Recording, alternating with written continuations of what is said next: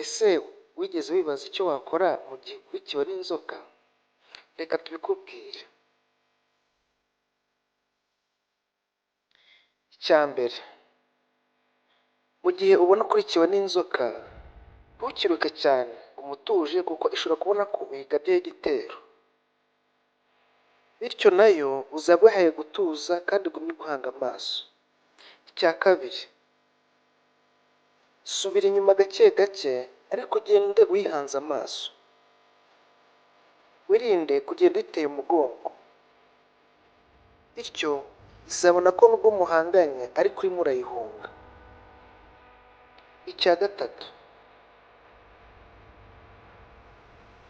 jya ahantu hafunguye kugira ngo uyirebe neza, kuko inzoka igira amayeri menshi, ishobora kugucika mu kanya gato nk'ako guhumbya, ukayoberwa aho igiye, nyamara kandi ishobora kuba iri gushaka.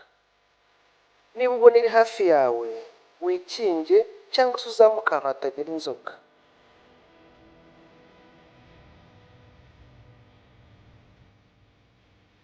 Nyuma y'ibyo byose ariko wirinde cyane kandi usabe ubufasha.